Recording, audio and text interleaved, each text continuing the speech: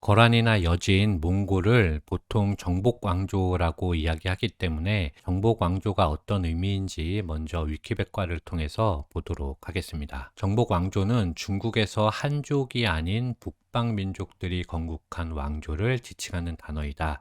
미국의 경제학자 카를 비트포겔이 1949년에 명명하였다. 한족이 아닌 북방 민족이 건국한 왕조를 우리가 정복왕조라고 합니다. 그래서 정복왕조에는 북중국에만 있었던 정복왕조와 중국 전역에 걸쳐서 있었던 정복왕조, 이렇게 둘로 나눌 수 있는데요. 먼저 북중국에만 있었던 정복왕조는 5호 16국 시대의 전진 북이 북주, 그리고 당송 시대에 있었던 정복왕조로는 후당, 요, 금, 서하, 그리고 중국 전역에 건국되었던 정복왕조는 수나라, 당나라, 원나라, 청나라, 이렇게 설명하고 있습니다. 위진남북조 시대 이전에는 논하지 않았기 때문에 잘 모르겠지만 위키백과는 적어도 대분열 시대를 종식시킨 수나라 이후에 한족이 세운 국가는 송나라와 명나라라고 보는 것으로 생각이 되는 것이죠. 여기 정복왕조에서 송나라와 명나라가 빠져 있기 때문입니다. 송나라를 한족이 건설한 국가라고 위키백과는 판단하는 것이죠. 위키는 이런 식으로 자신의 관점을 드러내고는 하는데 참 재미있는 부분이라고 생각이 되긴 합니다. 그럼 거란을 먼저 살펴보도록 하겠습니다.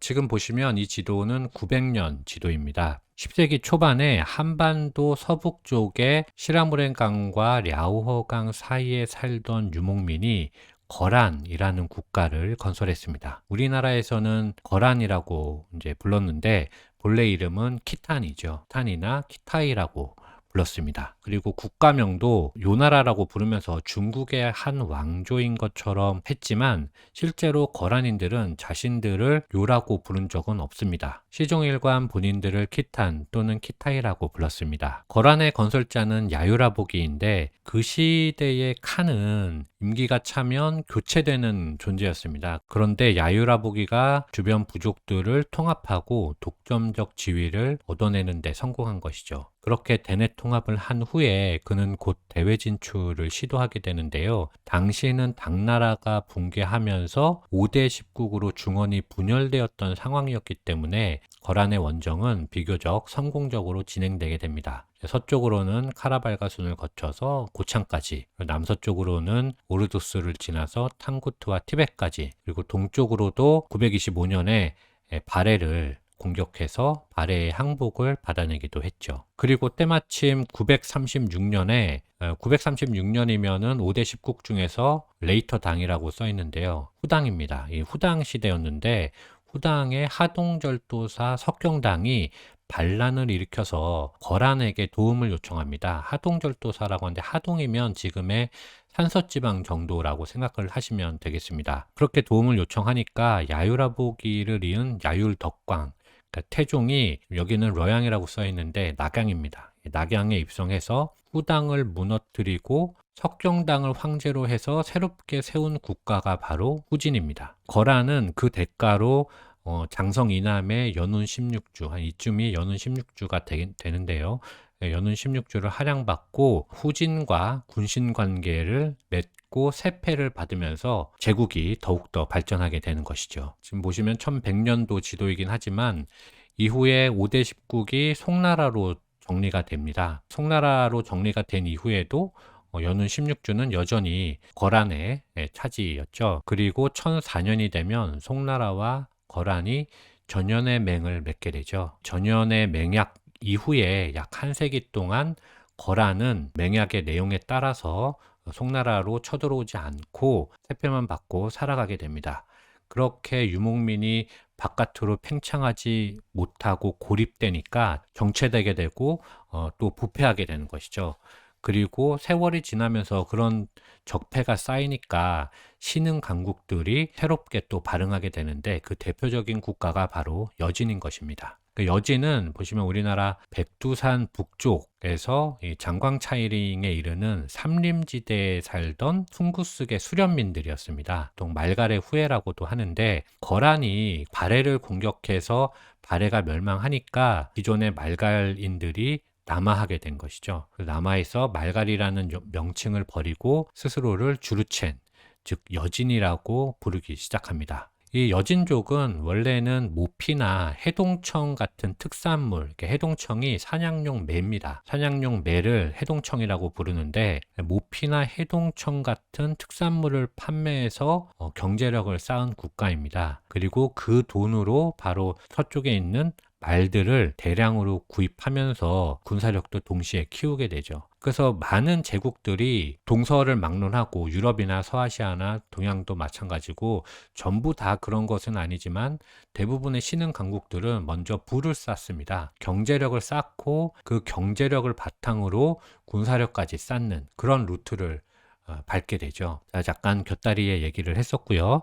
다시 돌아와서 이렇게 여진족이 새롭게 성장을 하니까 기존의 강국 거란과 뭐 특별한 장벽이 없었기 때문에 당연히 충돌하게 되겠죠. 그래서 충돌을 했는데 신흥 국가인 여진이 기존의 강대국인 거란을 꺾습니다. 그러면서 여진족이 1115년에 금나라라는 국호를 선포하게 되죠. 그리고 이후에 그 기세로 요동까지 정복하고 1125년에 천조제를 생포하면서 거란을 멸망시켜 버리게 됩니다. 그리고 그 기세를 이어서 북송까지 쳐들어오게 되는 것이죠. 그래서 바로 북송까지 내려와서 수도 개봉, 보시면 좀 확대해서 보도록 하겠습니다. 여기 황하가 이렇게 있으니까 황하 밑쪽에 개봉이 있겠죠. 이제 개봉을 함락하고 흠종과 상왕, 휘종까지 모두 사로잡아 버리는, 중국 역사에서 몇 대 치욕을 이야기할 때 항상 나오는 그 정강의 변이 이때 일어나게 됩니다. 그리고 송나라의 남은 황족들은 남쪽으로 도망쳐서 이만, 지금의 항저우입니다. 이만으로 도망쳐서 남송을 건국하게 되는 것이죠. 그런데 물론 금나라는 남송까지 추적해서 쳐들어와서 희종 때인 1142년이 되면 황통의 강화를 통해서 조공을 받으면서 양국 관계가 어느 정도 정립이 되게 됩니다. 당시 금나라가 받았던 조공이 거란족이 전현의 맹으로 받았던 것보다 훨씬 가혹할 정도였다고 하는데요.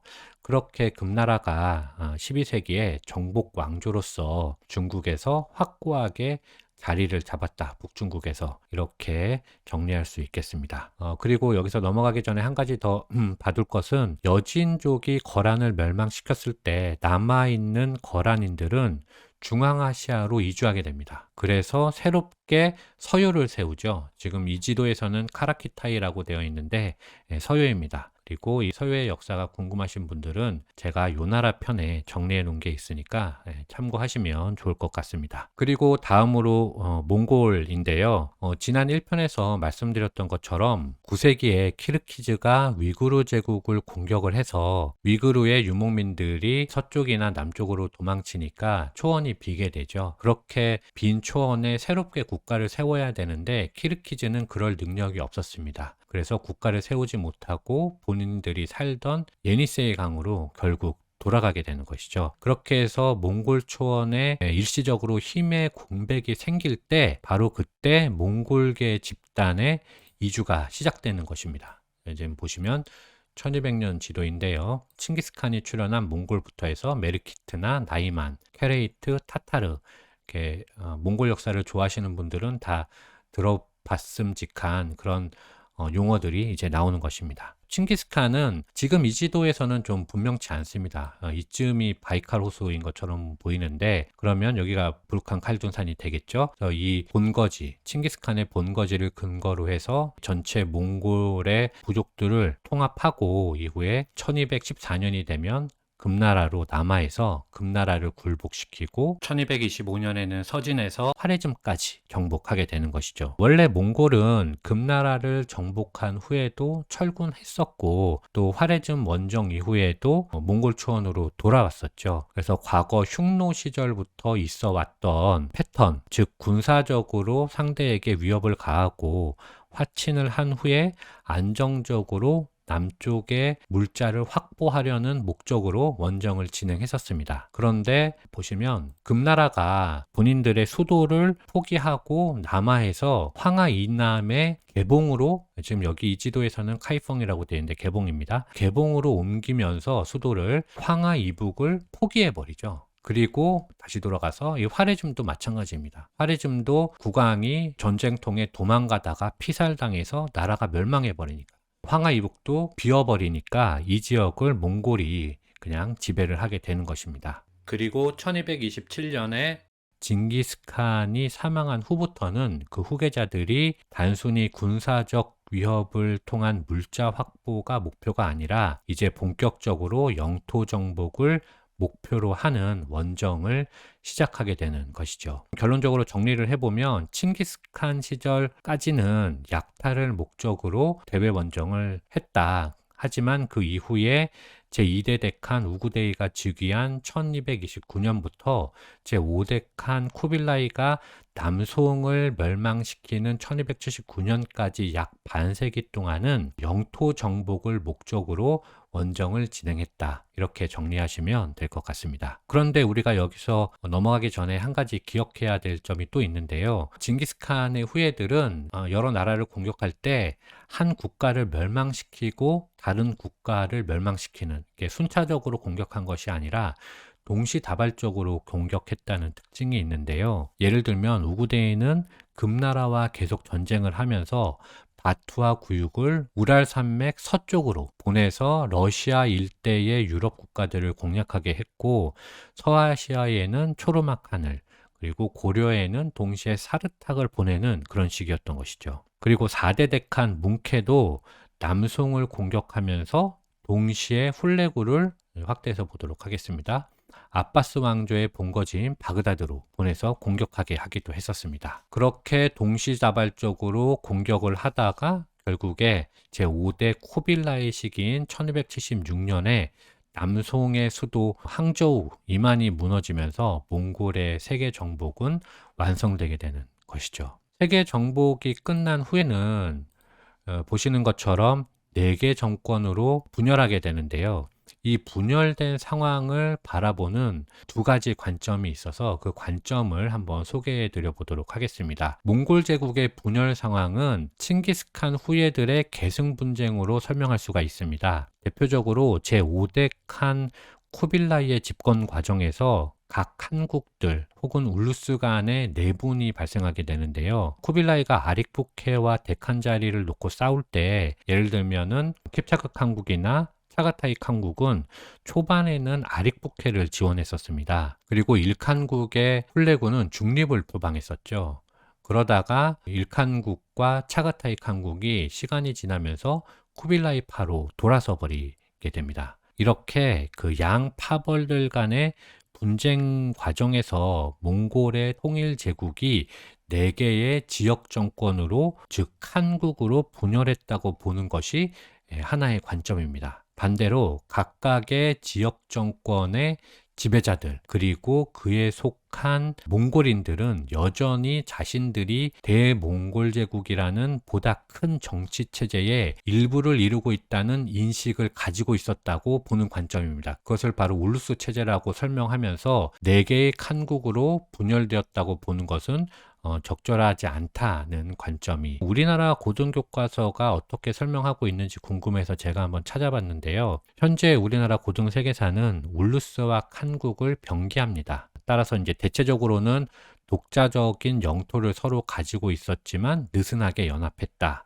이렇게 설명하고 있습니다. 울루스와 칸국을 병기한 것에서 알 수 있듯이 중립적인 스탠스를 취하고 있는 것이 아닌가, 그런 느낌을 좀 받았습니다. 어쨌든 그렇게 1310년경이 되면 몽골 제국은 골든 호르드라고 되어 있는데요. 여기가 킵차크 칸국이죠. 주치 울루스, 그리고 일칸국, 훌레구 울루스, 차가타이 칸국, 차가타이 울루스, 이렇게 서방의 3개의 울루스와 혹은 칸국과 동방의 원나라 카한 울루스가 되겠죠. 동방의 하나의 울루스, 총 4개의 울루스 혹은 칸국의 체제가 완성이 되게 되는 것입니다. 이후에 몽골 제국의 쇠퇴는 14세기 중반을 기점으로 당시에 중국에서부터 유럽에 이르기까지 널리 퍼졌던 게 있죠. 흑사병이 있습니다. 흑사병의 영향과 각 한국들, 울루스 간의 내부 갈등, 그리고 계승 분쟁들이 엮어지면서 점차 붕괴하게 되는 것입니다.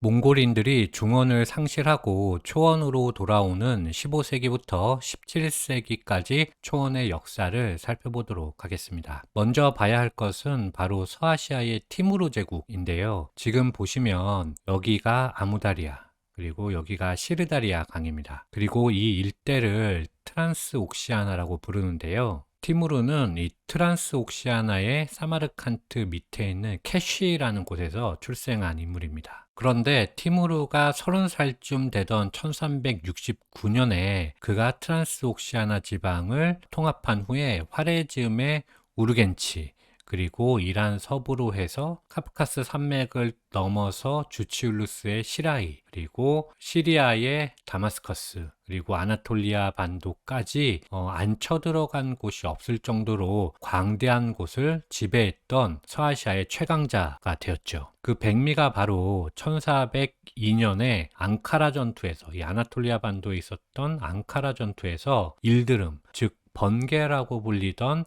당시 오스만 제국의 4대 술탄 바예지드 1세를 생포해버린 것이었습니다. 위키백과에서 보면 앙카라 전투, 이 그림이 바로 티무르가 앙카라 전투에서 바예지드 1세를 생포한 그림인데요. 이 사람이 티무르고 여기 감옥에 갇혀있는 사람이 바로 바예지드 1세입니다. 그런데 사실 바예지드 1세가 1360년생이고 티무르가 1336년생으로 티무르가 훨씬 나이가 많습니다. 승자의 관점에서 본 재미있는 그림이 되겠죠. 다시 돌아와서 이후에 물론 제5대 술탄 메메드 1세에 의해서 오스만 제국이 재통일되면서 위기는 넘기게 되지만 그 앙카라 전투의 패배로 오스만 제국은 멸망의 위기까지 가기도 하죠. 그리고 이 티무르 제국 시대에 바로 역사 덕후들 간의 가장 뜨거운 떡밥 중에 하나죠. 바로 중국 원정이 1404년도에 시작이 됩니다. 그런데 티무르가 원정을 시작한 지 얼마 안 돼서 바로 이 시르다리아 강변에 있는 오트라르라는 곳에서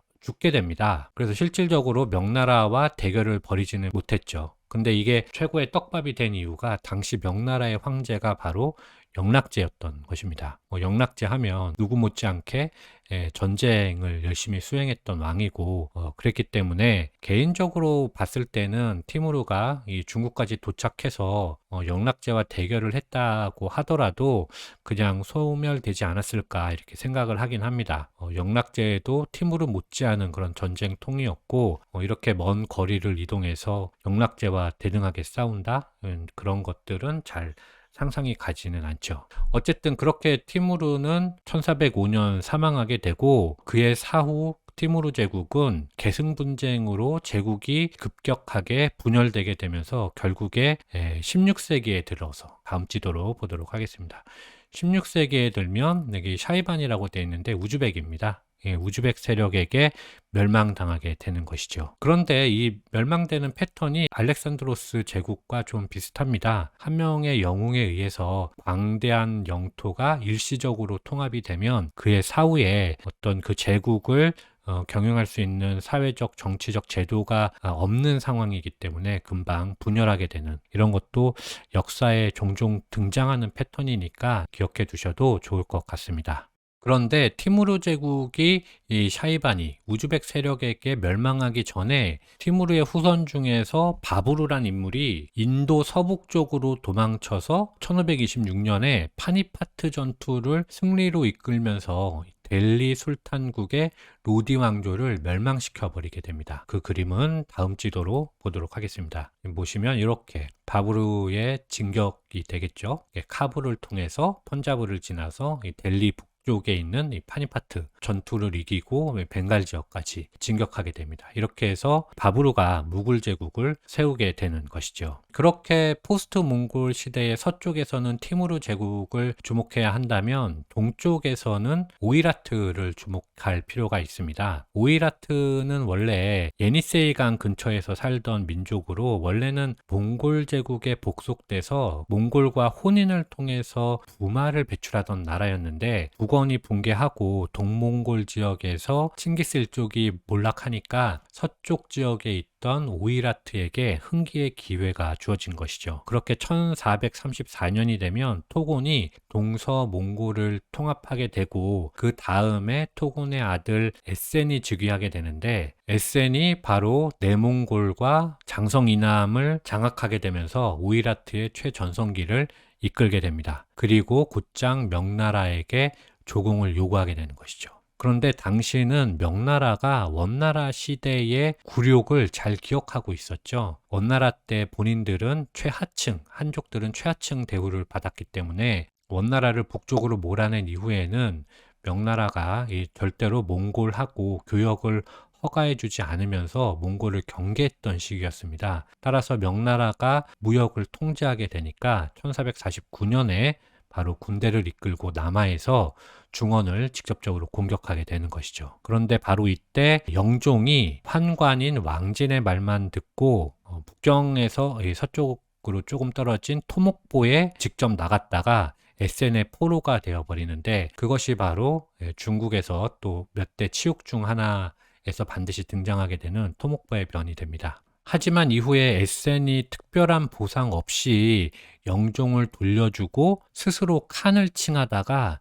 1453년에 살해당하게 되죠. 이때 당시만 하더라도 칭기스 일족이 아니면 칸을 칭할 수는 없던 시절입니다. 그래서 에센도 처음에 즉위할 때는 톡토부카라는 인물을 칸으로 내세우고 자신은 타이시로서 그 에센 타이시로 불렸었는데요. 직접 이렇게 칸에 등극하게 되니까 많은 사람들의 반발을 일으키게 되고 결국에는 살해당하게 되는 것이죠. 이렇게 해서 1453년에 에센이 살해되면서 오이라트의 패권은 붕괴되었고 다시 동몽골 지역이 흥기할 수 있는 기회를 또다시 잡게 됩니다. 이후에 동몽골에서는 다얀칸이라는 인물이 이 지역을 통합하고 좌우에 3개 만호씩 총 6개 만호를 만들어서 자식들에게 분봉하게 되는데, 이 6개의 만호가 몽골 유목민의 기본적인 정치 체제의 골격이 됩니다. 따라서 다얀칸이 몽골을 다시 일으킨 중시조로 평가받는 인물이 되는 것이죠. 6개 만호의 위치는 위키백과나 다른 지도 그리고 제가 본 책들마다 모두 다르기 때문에 확실하지는 않은데, 제가 읽은 책을 기준으로 말씀드리면 우익에 윙시에브, 오르도스, 투메르 만호가 있고 좌익에 우량카이, 하라, 차르 만호가 있습니다. 참고로 다얀칸은 차르 만호 출신이죠. 마지막으로 17세기부터 19세기 후반까지 유목국가의 쇠퇴 과정을 말씀드릴 텐데요. 이 시기는 한마디로 말하면 청나라와 러시아라는 강대국에 둘러싸인 준가르라는 마지막 유목국가가 양국의 압박에 눌려 소멸한 역사다라고 간단하게 정리할 수가 있습니다. 지금 이 지도로 보시면 1688년도의 지도인데요. 준가르가 있고 하라가 있습니다. 그리고 러시아, 청나라, 호쇼트 이렇게 있게 되는데요. 준가르의 수령이 갈단이라는 인물이었습니다. 갈단은 원래 승려가 되기 위해서 티베트의 라싸로 보내진 인물이었죠. 그런데 갈단이 자신의 친형이 이복 형제들에게 살해당하니까 준가르로 돌아와서 이복 형제들을 모두 죽여버리고 스스로 준가르의 수령이 된 그런 인물이었습니다. 따라서 갈단이 준가르를 통일한 후에 1670년에 이 호쇼트를 정복하고 드디어 관심을 동쪽으로 돌려서 하라를 정복하려 출정하게 되는 것이죠. 지금 지도에 하라라고 되어 있는데 그냥 동몽골이라고 보시면 됩니다. 그래서 갈단이 동몽골로 쳐들어가게 되는 것입니다. 지금 지도에서 보면 갈단스 인베이전 오브 하라 1688년도에 출발했다. 이 루트를 통해서 갔다 이런 의미고요. 보시면 중간에 에르데니주 사원을 통과하게 되는데 통과할 때 에르데니주 사원을 모두 불태워버립니다. 그래서 하라의 귀족들이 모두 도망쳐서 청나라로 내려와서 강희제에게 도움을 청한 것이죠. 그런데 갈단이 여기서 강희제에게 하라의 왕공들을 내놓으라고 협박을 합니다. 그러니까 강희제의 강성함을 모르지는 않았을 텐데 어쨌든 그렇게 강희제를 압박했고 결국에 청나라와 전쟁이 붙게 된 것이죠. 그렇게 전쟁이 시작됐는데 사실 상대가 되진 않았습니다. 그래서 갈단은 전투가 벌어질 때마다 도망치기 바빴죠. 이후에 도망치고 덤비기를 몇 번 반복하다가 결국에는 그때마다 강희제가 친정으로 대응하게 되니까 갈단은 도망치다가 결국에는 죽게 됩니다. 이렇게 준가르가 패배하니까 기존의 준가르의 영향권에 있었던 호쇼트가 갈단 사후에는 자연스럽게 준가르 영향권에서 벗어나서 청나라의 영향권 안으로 들어가게 되는 것이죠. 그런데 갈단이 죽기는 했지만 준가르가 바로 멸망하지는 않았습니다. 그 이유는 갈단이 하라를 침공할 때 이미 준가르의 본거지에서는 무리한 공격이고 강희제가 하라를 도와서 수비를 해낸다는 것을 알고 있었기 때문에 이 무리한 공격이 통하지 않는다는 것을 알고 미리 반기를 든 세력이 있었던 것이죠. 그 반란 세력의 우두머리가 바로 채왕 랍탄이라는 인물이었는데 그 채왕 랍탄이 갈단이 죽은 후에 준가르의 정권을 물려받게 되면서 준가르는 멸망의 위기를 넘기게 되는 것입니다. 그리고 채왕 랍탄이 상황을 보니까 본인도 청나라에게 덤벼봤자 상대가 되지 않을 것을 알고 이후에는 채왕 랍탄 그리고 그 뒤를 잇는 후계자들은 조공을 주면서 청나라와 원만한 관계를 유지하게 되는 것이죠. 그런데 문제는 강희제, 옹정제를 지나서 제6대 황제 걸륭제, 최전성기 때 또 다시 문제가 발생하게 되는데요. 항상 이 유목국가들의 문제가 계승분쟁 문제가 드러나게 되는데 걸륭제 때 문제도 이 준가르의 계승분쟁이었습니다. 당시 준가르의 수령이었던 아무르사나가 계승분쟁에서 패하고 나서 수천 명의 병사 그리고 수만 명의 유목민을 이끌고 청나라에게 복속을 신청한 것이었죠. 따라서 걸륭제는 준가르의 내정에 간섭할 수 있는 구실을 얻게 된 것이었습니다. 그래서 걸륭제가 아무르사나를 앞세워서 준가르의 본거지였던 일리에 쳐들어가서 당시 준가르의 수령이었던 다와치를 제거해버립니다. 그리고 이후에 아무르사나마저 없애버린 것이죠. 그렇게 한 후에 준가르를 복속시켜버리는 것입니다. 그렇게 해서 1757년에 최후의 유목국가 준가르는 멸망하게 되는 것입니다. 그리고 청나라는 이곳을 새롭게 생긴 강역이다 라는 의미로 신강이라고 부르게 되는 것이죠. 마지막으로는 이 러시아와 청나라의 관계를 한번 말씀드려 보도록 하겠습니다. 러시아는 16세기에 들어서면서 드디어 몽골의 속박에서 벗어나게 되는데요. 당시 카잔 칸국이나 아스트란 칸국 이런 칸국들은 다 몽골의 잔존 세력들입니다. 이 잔존 세력들이 러시아에게 이제 소멸되게 되고 그 이후로부터 이제 러시아가 본격적으로 동진을 시작하게 되는 것이죠. 러시아가 동진을 시작했던 이유는 수달이나 밍크와 같은 모피를 얻기 위해서 이 촘촘하게 맺어져 있는 강들의 수로를 따라서 움직인 것이었는데요. 16세기 후반에 시작한 움직임이 17세기 중반, 그러니까 100년도 되지 않아서 동쪽 끝 오호츠크해까지 도달하게 되는 것입니다. 그렇게 동진하게 되니까 당시에 가장 큰, 지금 이건 명나라 지도가 돼버렸네요. 어쨌든 당시에 가장 큰 세력인 청나라와 부딪히게 되는 것입니다. 다시 다음 지도로 러시아와 청나라가 처음으로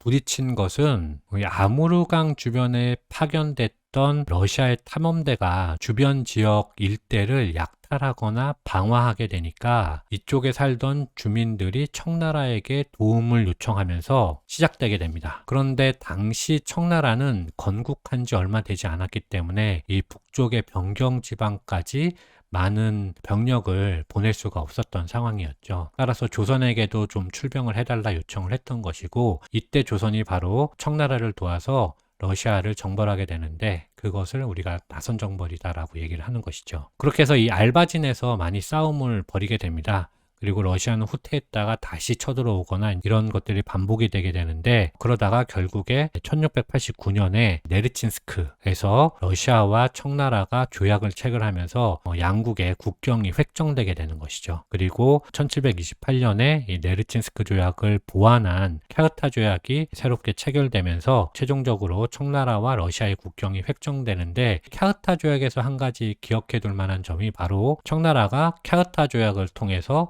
러시아가 준가르에게 지원하는 것들을 차단하는 그런 조항을 삽입하게 됩니다. 그래서 훗날 청나라가 러시아의 어떤 간섭이나 방해 없이 준가르를 무난하게 공격할 수 있는 그런 배경이 된 것이죠. 그리고 준가르가 무너진 이후부터는 이 중앙 유라시아 일대의 역사는 러시아와 청나라가 양분하는 그런 역사가 시작되게 되는 것입니다.